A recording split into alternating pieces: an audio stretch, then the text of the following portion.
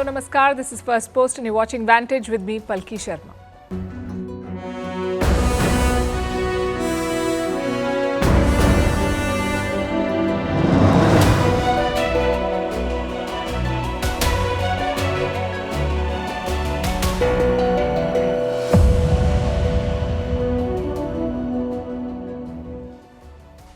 The latest flashpoint between New Delhi and Beijing. India plans to build hydropower projects in Arunachal Pradesh. China is protesting and threatening to weaponize rivers against India. We'll bring you the full story. Meanwhile, NATO is training its guns on China, calling it a decisive enabler of Russia's war in Ukraine. We'll tell you how Beijing has responded. Also in the US, it seems only two people want Biden to run for president, Joe Biden himself and his opponent Donald Trump. We'll discuss how the president is causing the biggest crisis in the history of the Democratic Party. In Pakistan, the government has outdone itself. They've borrowed more than $11 billion in 45 days. We'll tell you why and how. Is the global auto sector in crisis? Why is this being called the best time to buy a car? Who is Lamine Yamal, the football wonder kid making waves in Europe? The new UK government has scrapped the Rwanda plan, but London has already spent $400 million on it, and Rwanda refuses a refund. The debate on Spain's famous bullfights and whether animal cruelty should continue in the name of tradition. Why are rich people rushing to freeze their bodies and their wealth in the hope of a future revival? And what's a sugar tax? Does it even work? More than 100 countries have it. All this and more coming up. The headlines first. 66 Chinese aircraft surround Taiwan in the biggest sortie of the year. It comes as Beijing conducts exercises in the nearby waters. In recent months, China has ramped up its military presence around Taiwan. Beijing claims the self-ruled island as part of its territory. Russia warns NATO as it holds its summit in the US. Moscow promises a response to the quote-unquote very serious threat from the Western military alliance. The Kremlin says NATO is fully involved in the Ukraine conflict. Turkish President Recep Tayyip Erdogan voices concern of a direct confrontation between Russia and NATO. Pakistan's army targets Baloch activists protesting against forced disappearances. The police lobbed tear gas shells at protesters in Quetta, injuring several people. The protests have been going on since last month. The Pakistani army has been accused of forced disappearances and custodial torture. Kenyan President William Ruto fires almost his entire cabinet. This comes after widespread anti-government protests. Ruto says he took the decision after listening to the public. The president now plans to form a quote-unquote broad-based government. Cape Town in South Africa flooded after heavy winter rains. Many roads, including major highways, are waterlogged. Several houses lose their roofs due to the strong winds. Electricity outages also reported across Cape Town. And South Korea names K-pop group New Jeans as tourism ambassadors. The group will serve for a year but will have no actual diplomatic responsibilities. Last year, more than 11 million tourists visited South Korea, an increase of nearly 250% compared to 2022.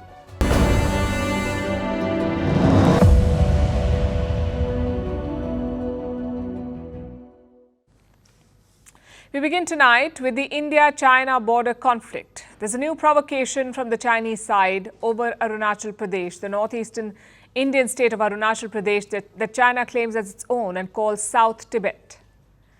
Now it is broadening its bogus claims and extending them to water bodies.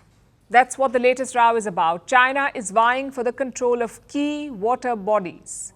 It began with some news reports about India's developmental projects. India plans to build 12 power stations in Arunachal Pradesh. These will be hydropower projects. They'll use water from rivers to generate electricity. New Delhi has cleared the plan. With a budget of about $1 billion, the money has been set aside and the plan is likely to be announced later this month in the budget speech, scheduled for the 23rd of this month, 23rd of July, the first union budget of the Modi government's third term. It will be presented by India's Finance Minister Nirmala Sitharaman. That's where the hydropower projects in Arunachal Pradesh are expected to be announced. It's a good plan with clear benefits. The domestic demand for electricity is rising in India and the current sources of power are insufficient. So hydropower could help bridge the gap. Plus, there's scope to expand in this direction. In the last financial year, hydropower accounted for less than 10% in India's overall power output. So there is room to do more. The new plants will contribute to the development of Arunachal Pradesh. The cost will be covered by New Delhi and the state will get electricity. So it's a win-win. But China has a problem. It is objecting to India's plans. Beijing issued a statement today. It said India has no right to build these hydropower plants. The statement said, and I quote, "South Tibet is China's territory." Like I said, Beijing claims Arunachal Pradesh as part of China and calls it South Tibet. Now, no one agrees with this. There is no international recognition or support for China's claim. There is no legal or historical basis. But China keeps bringing it up to provoke India. So what should India do? Go ahead with the plan. India has every right to set up this project. It's inside Indian territory, funded with Indian money, and for the benefit of Indians. So China has no say in the matter.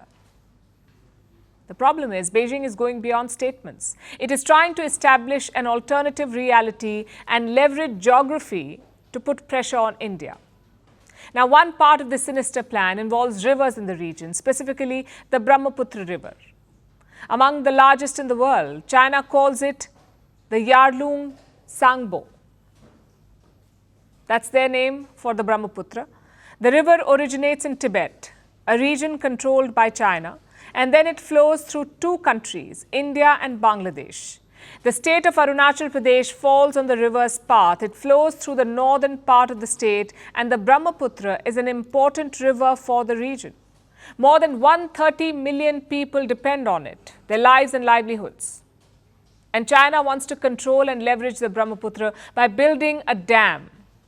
The project was announced a few years ago, a super hydropower dam. It will be built in Tibet on a section of the Brahmaputra. Reports say that this dam would have more capacity than the Three Gorges Dam. The Three Gorges Dam is the biggest dam in China. It is the world's largest hydropower facility built on the Yangtze River. So the dam in Tibet is expected to be bigger than that. Now, India had lodged a protest against this project, but China has not changed its mind. Today, it has expressed outrage over India's planned projects. They could act as spoilers for China's project in Tibet, which makes it all the more crucial, not just for India's energy security, but also for its sovereignty. In recent months, China has challenged India on multiple occasions. Earlier this year, Prime Minister Modi had visited Arunachal Pradesh, and Beijing had protested the visit. The China-India border issue remains unresolved, and India has no right to unilaterally develop the Chinese southern Tibet region. India's related actions will only complicate the border issue and negatively impact the situation in the border areas of the two countries. Then Beijing released a new list of Chinese names for territories in Arunachal Pradesh. Since 2017, China has released 4 such lists and given Chinese names to almost 100 Indian territories, all in Arunachal Pradesh, and now it is going after power projects and Indian rivers. It is time for New Delhi to draw a line. It should push back harder against China's bogus claims.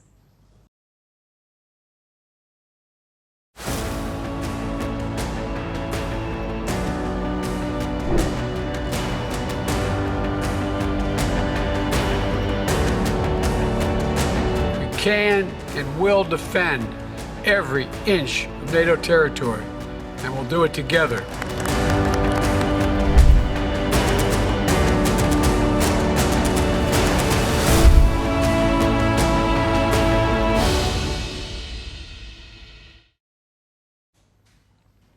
Now let's turn to the US, where a summit is underway to mark 75 years of NATO, the North Atlantic Treaty Organization. Now, NATO is a relic formed in the heydays of the Cold War, the geopolitical competition between the US and the Soviet Union. The Soviet Union doesn't exist anymore. It is now just Russia. So NATO should have ceased to exist as well. Instead, it just keeps growing. This year's summit also celebrated a new member, Sweden.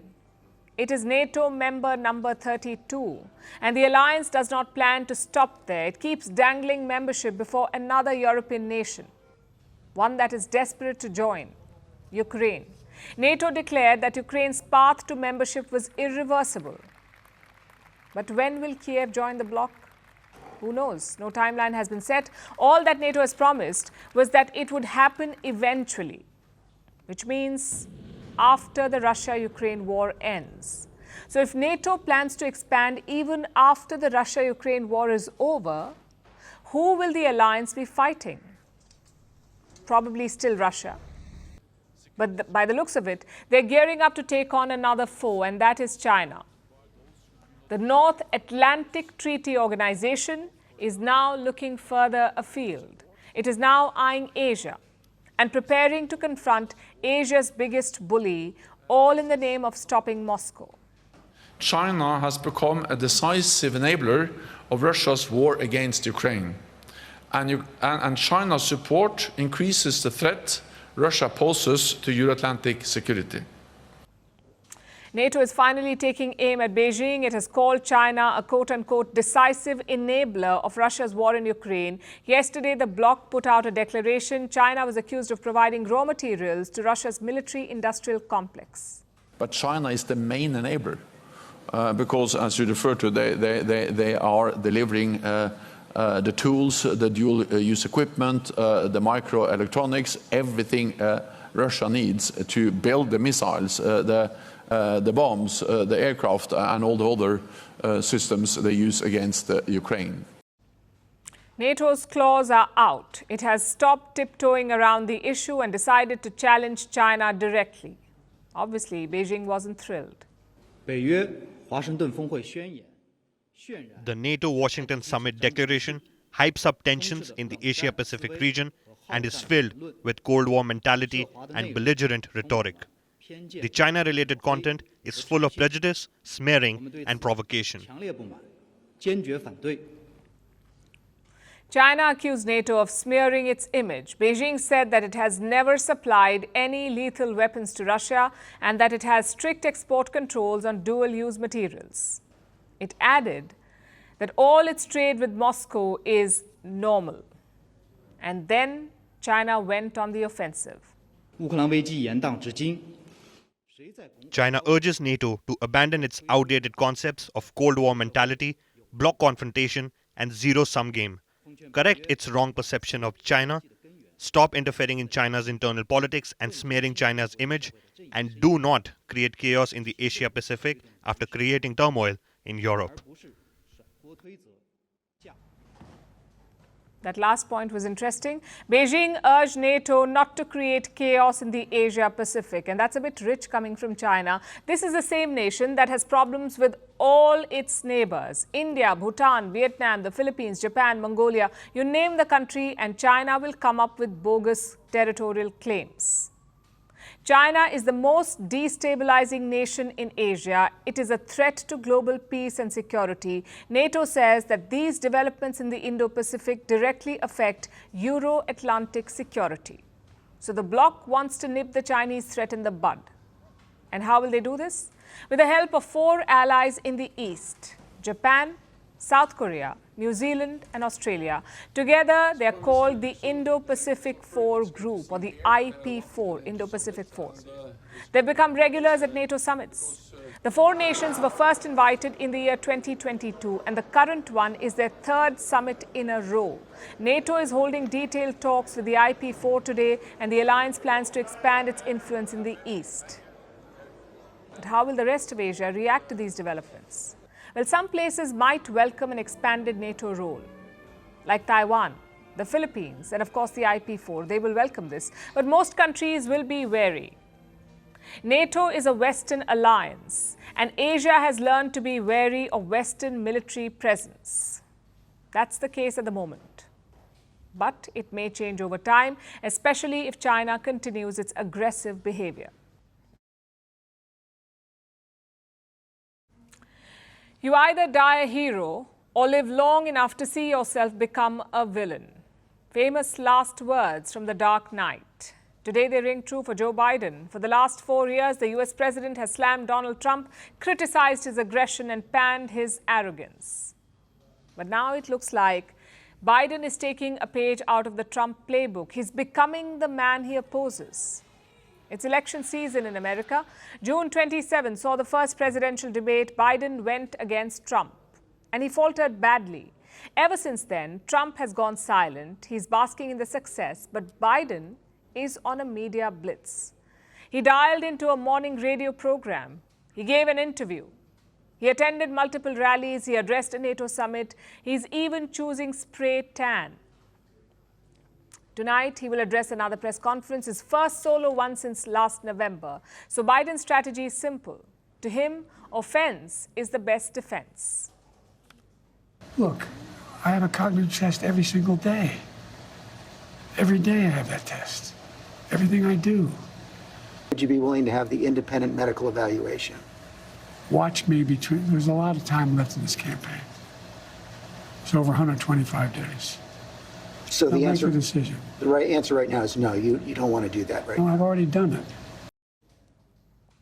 But looking more orange is not buying him sympathy.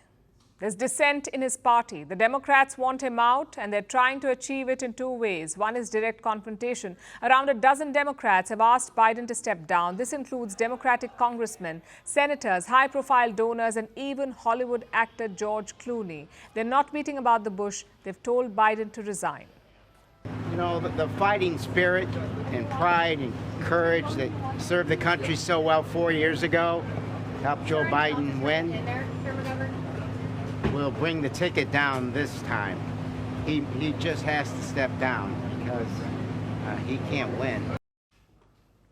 But some others have taken a different approach, like former House Speaker Nancy Pelosi. She's a senior Democrat and influential voice in the party. Pelosi is trying to appeal to Biden's rational side. She hasn't asked him to step down. She says he should make a decision soon because time is running out. And looks like she even lost her cool over it. Do you believe you should run for re-election? I'm not speaking English to you. I'm not going to be making any statements about any of that right now in the hallway. She's upset, but she's also right. Time is running out for the Democratic Party. They're facing their biggest crisis ever. We are in the month of July. The election is slated for November. So there's around 4 months to go. If Biden has to step down, it must happen now. The Democrats will need the time to mobilize their resources and rally behind the new candidate. But it's also unprecedented.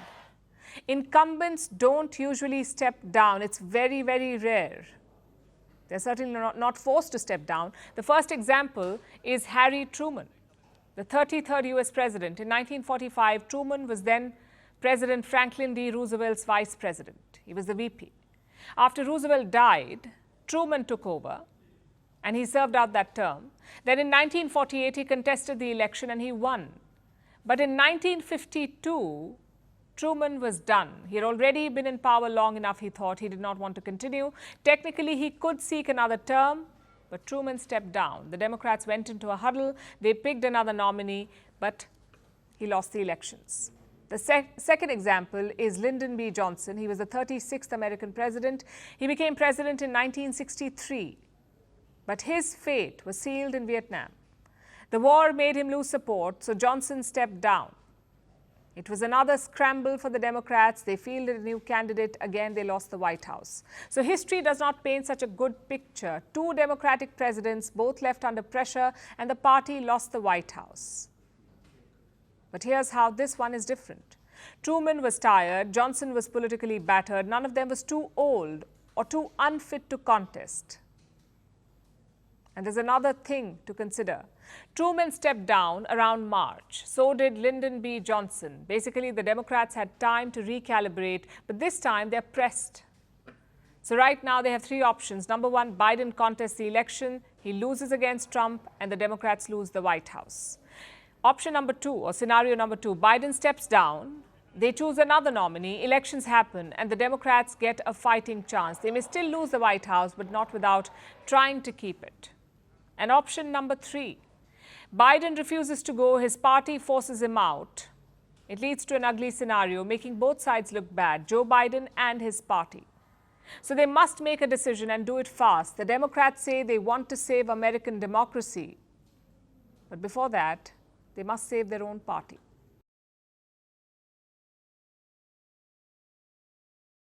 Now let's look at Pakistan, the South Asian nation known for its financial mismanagement. A new report came out today showing the country's latest borrowing spree. In 45 days, the Pakistani government borrowed 3.2 trillion rupees. That's about $11.5 billion at today's exchange rate. And this wasn't some giant loan that Pakistan got from its usual array of global lenders. No, Pakistan borrowed this money domestically at exorbitant interest rates. Let me break this down further. Between May 15th and June 28th this year, Pakistan went to town. They reached out to local banks and they picked up about $11.5 billion. That's about $250 million a day on average. The amount is absurd because it's almost the exact amount that Pakistan borrowed in the past in the financial year ending 2023. But that was over an entire year. The recent borrowing spree took place in just 45 days, more than $11 billion in 45 days. It shows just how dire their financial situation is. And the dates are important to note. Pakistan borrowed this money after mid-May, after they had already declared their expenses for the last financial year. This means that the fresh loans that the government took will not be registered for a while, not until the middle of 2025. Basically, this was an accounting trick done to mislead the public and, of course, Pakistan's endless list of creditors. It seems Islamabad does not want the world to know just how indebted it really is. And it gets worse. Pakistan hasn't just been borrowing from banks, it has also tapped the bond market. Some of you might know what a treasury bill is. For those who don't, it's a type of a government bond. An investor lends the government money for a short period of time. It's usually 3 or 6 or 12 months. And after that point, you get the money back with interest. Almost every country, every government issues bonds and treasury bills when it needs money. It's a common practice. But Pakistan is on a completely different level. Let's compare Pakistani treasury bill returns with those in India. Look at the numbers. Pakistan's average yield is about 20% compared to about 5% in India. So Islamabad borrows money at 4 times the price that New Delhi does.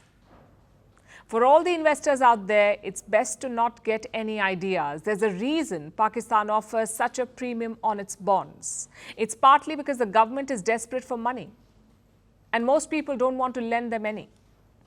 But that's just one reason. The other is because their currency is very volatile. The Pakistani rupee is worth almost half of what it was 3 years ago, half the value.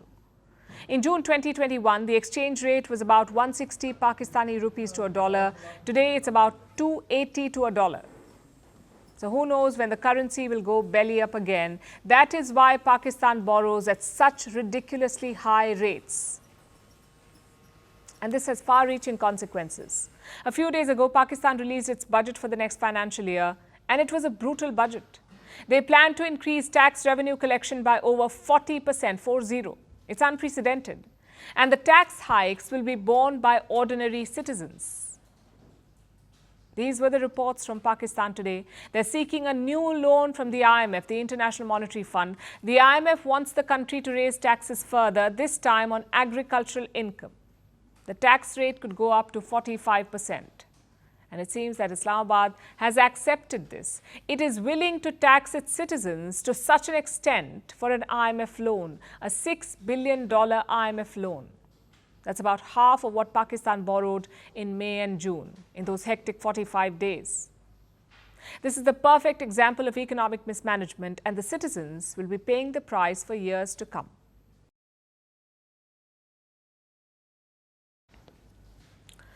Are you planning to buy a car soon? If yes, then the story is for you. The global car market is going through a rough time. Sales are down, inventories are piling up. This may spell trouble for the industry, but for the customers, it could mean good news. We are entering what many call a buyer's market. Let's begin with some global trends. Leading car maker Volkswagen is under pressure. It's a German auto giant. Its profits could fall this year. Volkswagen has lowered its forecast for 2024. Earlier, it was projecting a profit margin of around 7 to 7.5%. Yesterday, it lowered the forecast to between 6.5 and 7%. And why is that? Because of a slowdown in sales. Deliveries in China are down by almost 20%. The company also owns the Audi brand. And Audi has a plant in Brussels. Volkswagen is thinking about closing it. The car maker is dealing with excess capacity. It has more production facilities, more than what it needs to serve the market. Plus, there is increased competition from brands like Tesla and Chinese car makers. There's a lot of competition. So Volkswagen wants to bring down expenses, focus on profitability. The company has a plant in Mexico. It is considering using this facility to make the next Audi electric car. The company is yet to make up its mind, but if it happens, it would be a significant step. Volkswagen hasn't closed a plant in the last 40 years. This time, they may not have an option. As they say, desperate times call for desperate measures. Globally, the auto industry is witnessing a reset. Mature markets like the US are oversaturated. There are fewer buyers overall. Here in India as well, a similar story is playing out. There's a slowdown in sales. Car dealers are sitting on thousands of unsold cars. This inventory could be worth 60,000 crores of unsold cars. That's over $7 billion US. And how many cars would that be? Anywhere between 600 to 650,000 vehicles. These cars are ready to be sold. They're sitting inside dealer warehouses with no takers. So what's causing this slowdown? One big reason could be this. Car loans are expensive right now. India's Reserve Bank has kept interest rates unchanged. So the banks are less inclined to cut interest rates on loans. And that's affecting auto sales.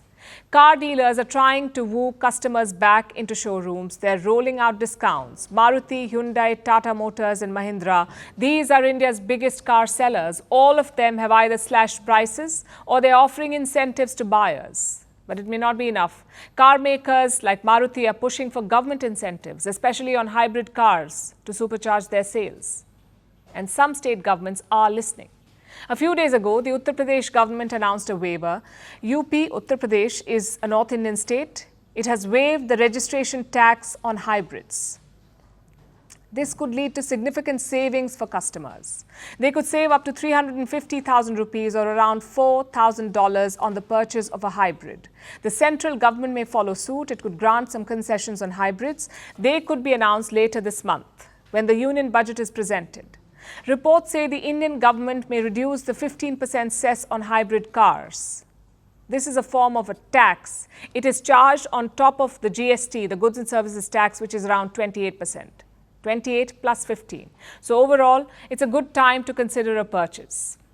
Sales are down across the board. There is intense competition among dealers to win customers.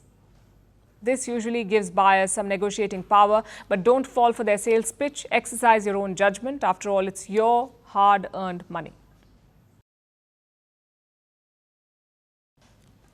Our next story is about a football wonder kid. He's 16 years old. He plays for Spain. He's the youngest Euro goal scorer, and he's now being compared to Lionel Messi. His name is Lamine Yamal. Like Messi, he was in Barcelona's youth academy. Fun fact, in 2007, Messi posed with him for a photo shoot. He gave him a bath. So he has the blessings of football royalty. But can Yamal become the next Messi? He's already making a lot of noise. But you see, football wonder kids have fizzled out in the past. So will Yamal defy the trend? Our next report tells you. The year was 2007. Lionel Messi was in Camp Nou, all ready for a photo shoot. He cradled a baby in his arms, bathing it in a small tub. The football superstar was all of 20 then. His talent was making waves. But present in that room was another wonder kid, Lamine Yamal. Over a decade later, he is one of Spain's best football players compared to the greats like Messi himself. Yamal was born near Barcelona. His dad is Moroccan. His mom is from Equatorial Guinea. Yamal hailed from Rocafonda 304. It's one of Spain's poorest neighborhoods, so he's no stranger to adversity. But luck too shone upon Yamal. Take the photo shoot with Messi. His family won it in a UNICEF raffle draw. So that was his rite to passage. He was already baptized by the goat. But childhood wasn't easy for Yamal. His family was poor. His father borrowed money from relatives to buy him some football boots. Yamal soon went to trials. That's where he started to attract attention. A Barcelona scout spotted him. And soon enough, he was part of the famed La Masia, Barcelona's football youth academy. It's also where his idol Messi started. 8 years later, Yamal caught the attention of another man, Barcelona star Xavi Hernandez. He was the club's manager then. Xavi watched him for 10 minutes and decided that Yamal would play for Barcelona's first team. It was always apparent that Yamal had something special in him. His game is flexible, he makes good decisions, he can wriggle through small spaces and fires up the crowd with his dribbles. His first coach says he's touched by God. Though he's come a long way, he hasn't forgotten how it started. Every time he scores a goal, Yamal celebrates with a 304 sign, an ode to his roots. Through Euro 2024, he's dazzled the crowds, but often the coach substitutes him at the hour mark. Why? Because Yamal is only 16 years old. He's a minor, and German labour law prevents minors from working after 8 p.m. But age is just a number for Yamal. He's already breaking records. He's the youngest to play for Barcelona, the youngest to play for Spain, the youngest goal scorer for his country, the youngest goal scorer at the Euros. Reports suggest that Paris Saint-Germain want him for $268 million. He's already being compared to Messi. Like the Argentine, he's a left-footed player, another Barcelona protégé. But what does Yamal have to say about it? He laughs it off. He's mature enough to understand that the comparison is premature. Football has seen plenty of wonder kids before. There was Bojan Krikic, another Spaniard. He fizzled out after a few years. Javier Saviola, an Argentine who failed to make a mark. And even Yamal's senior Ansu Fati, who struggled after showing great promise. So, what will it be for Yamal? Football greatness like Messi, or will he crumble under the burden of his talent? On Sunday, Spain will go against England in the Euro finals. A day before, Yamal will turn 17. He was asked what he wanted as a birthday present, and all he said was win, win, win.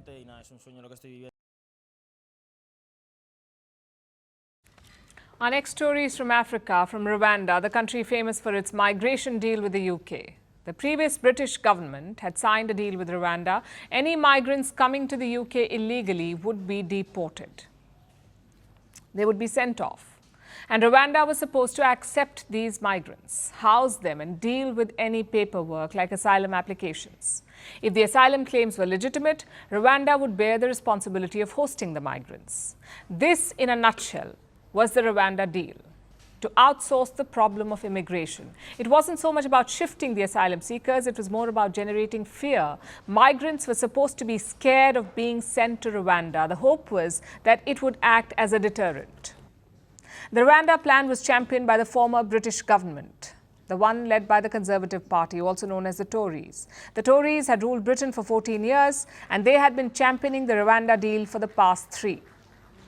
But it never got off the ground. And a few days ago, the Tory government got the boot. The British public decided to go another way, and they brought in a new Prime Minister, this man, Keir Starmer. And here's what he had to say about the Rwanda deal. The Rwanda scheme was dead and buried before it started. It's never been a deterrent. Look at the numbers that have come over in the first 6 and a bit months of this year. They're record numbers. That is the problem that we are inheriting. It has never acted as a deterrent. Starmer's Labour Party had always opposed the deal. They had promised to scrap it if they came to power, which is what they did. But there was a slight problem. The Tories had spent years working on the deal. More importantly, they'd spent millions on it. About £320 million. That's more than 400 million US dollars. That is the amount the Tories had already spent without deporting a single illegal immigrant. So where did this money go, $400 million? In setting up infrastructure in Rwanda. You may remember these pictures of the UK's former Home Secretary, Suella Braverman. Last year, she was looking at some under-construction buildings in Rwanda.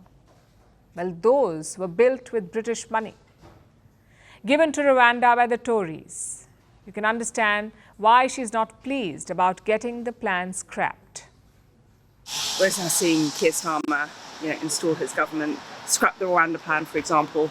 Years of hard work, acts of parliament, millions of pounds been spent on a scheme which, had it been delivered properly, would have worked. We don't know if it would have worked, but the money was spent. So is there any way to undo that, to get a refund? Well, Britain was looking into this.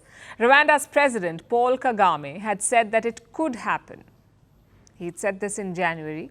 So perhaps the UK was hoping it would all work out. But then, a Rwandan government spokesperson set the record straight. Actually, it is the UK government that has terminated the treaty and not Rwanda. This was not a loan given to Rwanda. This was money sent to Rwanda to carry out specific actions. These actions have been carried out. There is no reason why these funds should be returned. As for the permanent dwellings, it was stipulated that Rwandans share them with the migrants. Today, the migrants are not coming anymore. Rwandans will live in those dwellings. So Rwanda has no intention of giving the money back, and the houses that were built, the ones Braverman had examined so carefully, will now be going to Rwandan citizens. Well, this is a win for the African nation, and maybe add a lesson for London. Now let's talk about Pamplona. It is a picturesque city in Spain, but it's known across the globe for its famous bullfights. Every year, thousands run with the bulls, getting injured, even killed in the narrow lanes. And what happens to the bulls? Well, they're made to take part in the bullfights, where they are tortured or killed. Spain says it's their tradition. But even Spaniards disagree. Surveys say 60% of them disapprove of bullfights. So why then is Spain continuing with this?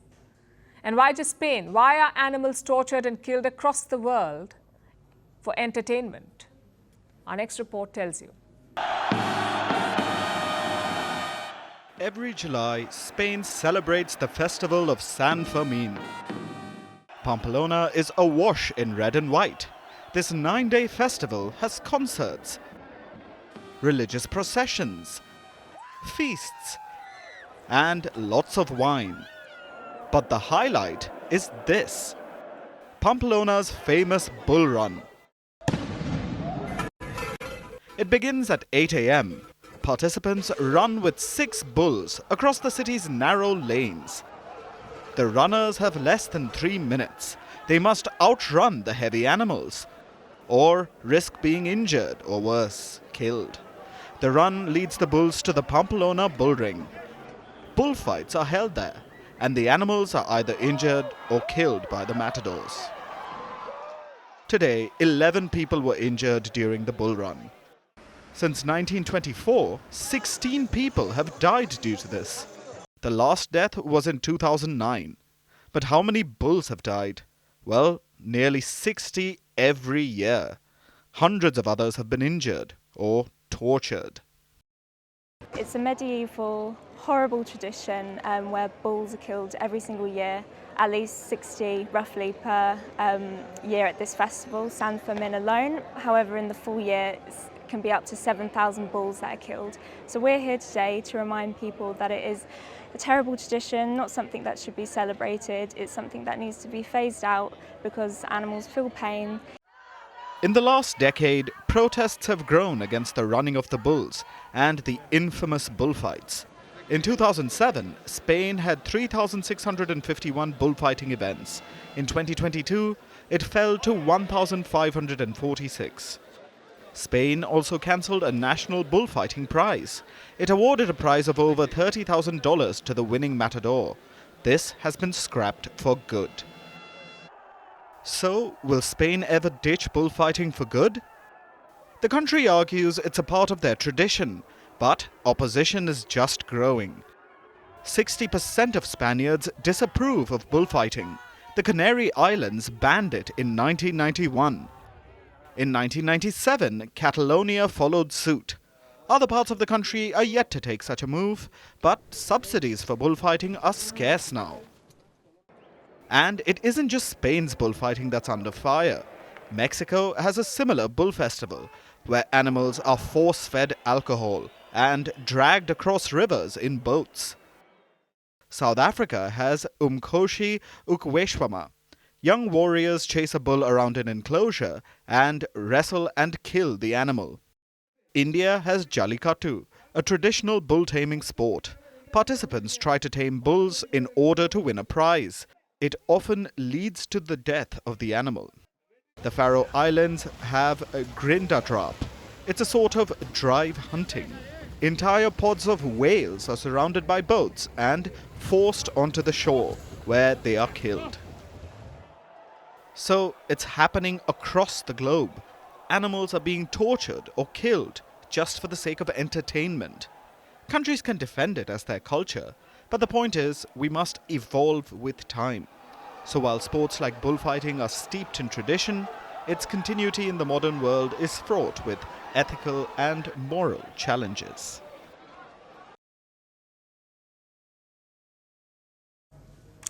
Do you think that time travel is possible? You may say no, but what if we told you that there are scientists who are planning to make it happen? They want to transport people to a distant future, and thousands of participants are willing. But they will not zoom through black holes. They will not travel in spaceships or fancy cars. They will be frozen. The concept is called cryonics, where a person's body is frozen in the hope that a future civilization will reanimate it. That is the eventual aim, that one day the frozen body will be re-warmed and revived, kind of like a less gross version of mummification, with the expectation that the mummy will come back to life. Now, in day-to-day medicine, freezing is already a useful technique, albeit on a smaller scale. Doctors freeze blood cells, bone marrow, sperm, and embryos. But freezing a human body, that's another ball game. Cryonics can begin only after a person is clinically and legally dead. You cannot start freezing before that. You have to die. After death, the procedure needs to happen quickly. First, dry ice is used to keep the body at a lower temperature, so the body can be moved to a storage facility. And once that happens, the body is put in a chamber. It is infused with chemicals. The temperature is slowly lowered further below minus 130 degrees Celsius. This cold allows the cells to survive and the body is preserved. Much like people in a long-term coma, except there's no metabolism. So to them, no time is passing. So people say, well, if they're not alive, they must be dead. Well, no, there's kind of an in-between state, which is not really alive or dead. By kind of a crude analogy, you have daytime and you have nighttime, but you also have twilight in between because they kind of shade into one another. So in our view, dying is a process, and cryonics stops that process. It puts dying on a pause and lets you go into the future where we have greater capabilities to reverse that and bring you back to life. It sounds like science fiction, being frozen in time, then reawakening. If successful, this would be a massive breakthrough. But it's a very big if. Even the scientific community is skeptical. Cryonics is generally viewed as a pseudoscience. In other words, quackery. While it promises to defy death, there is no proof, there is no evidence that cryonics can revive people, absolutely no guarantee or precedent. The only group that you really see getting excited about the possibility are people who are people who specialize in studying the distant future, or people who have a stake in wanting you to pay the money to do it. I don't really see any mainstream brain scientists, physiologists, people from psychiatry who study the mind. They're not lining up saying, I think this is a sound idea. Moreover, I don't think any of them do it. But this has not discouraged the enthusiasts, men of science, tech moguls like Jeff Bezos, Sam Altman, Larry Page included. They've pledged hundreds of millions of dollars towards this cause. 500 people have frozen their bodies already. They're now stored in vats around the world, mostly in the US. 500 people have already done it. More than 5,000 people want to follow suit. They've signed up to be frozen. Usually the takers are uber wealthy, which should not be surprising. Regular people have the real life to worry about, not the afterlife. So also the procedure costs upwards of $200,000.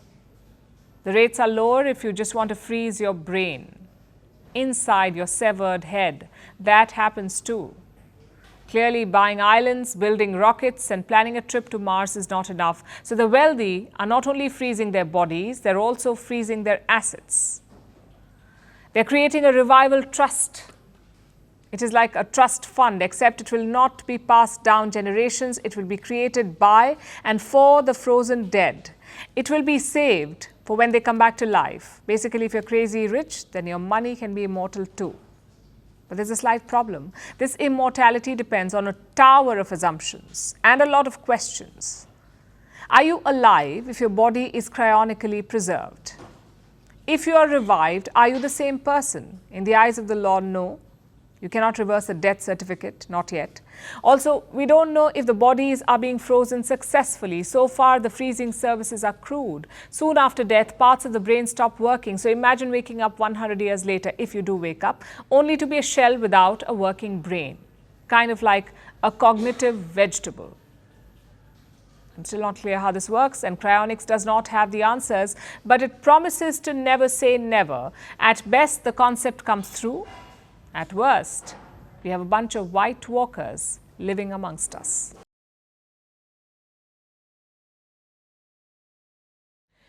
About 2 million, that's how many people suffer from diabetes in Australia. The health concern is only growing, but now Australia may have just the solution: a sugar tax.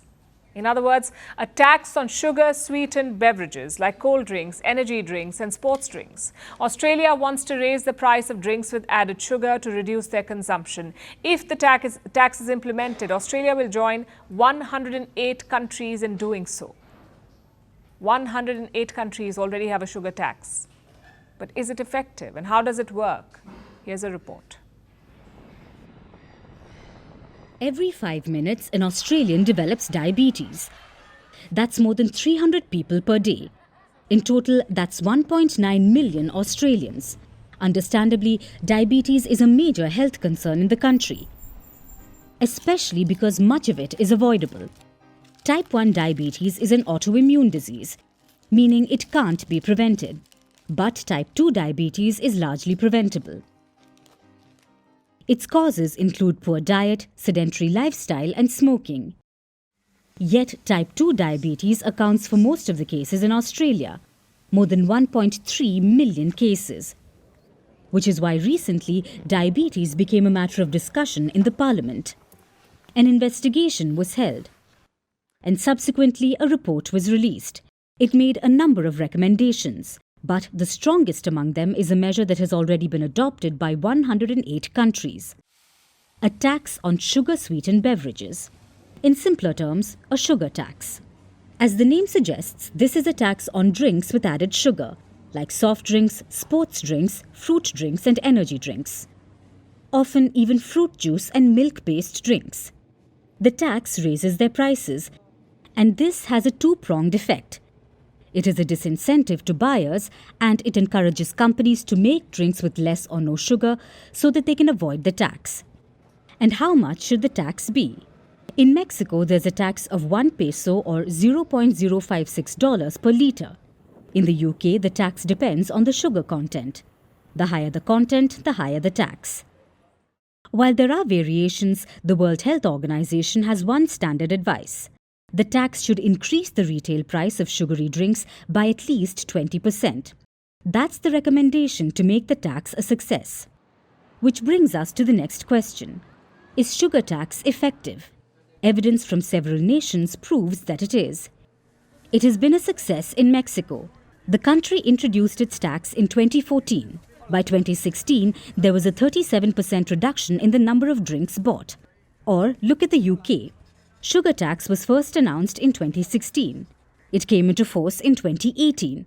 But only 3 years after the announcement was made, the amount of sugar consumed by children from soft drinks halved in the UK. It reduced by a third in adults. That's a significant drop. What's more, the sugar tax may have prevented 5,000 cases of obesity every year. It's a no-brainer that sugar tax works.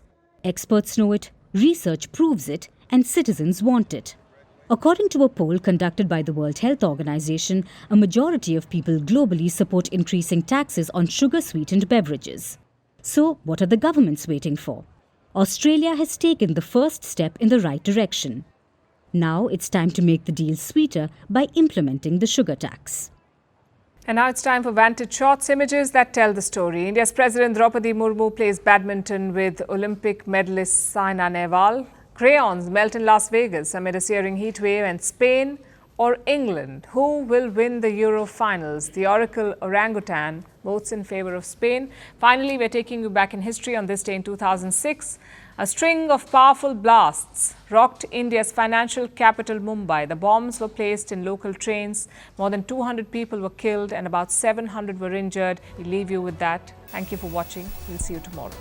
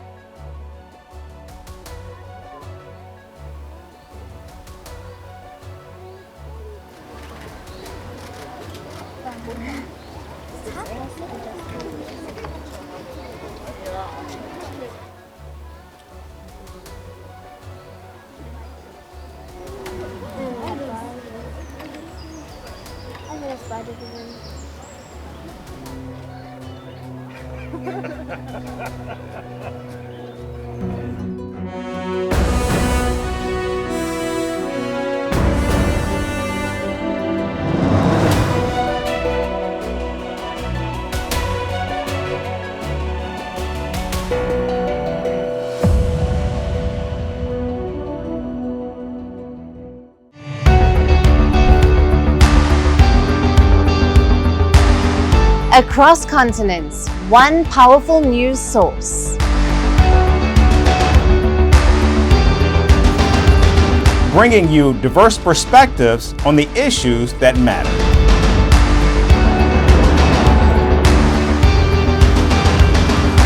We go beyond the boundaries to give you that little extra about every sporting moment.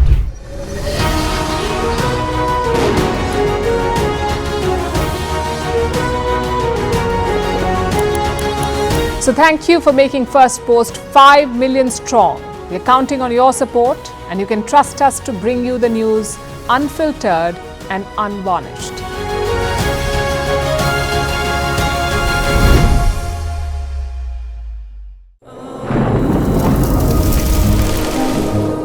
Climate change is on our doorstep. It's time for a revolution to take root. And it starts with 1.4 billion Indians. It starts with one tree for humanity, one tree for Mother Earth, one tree for our future. Project One Tree, a News 18 network initiative.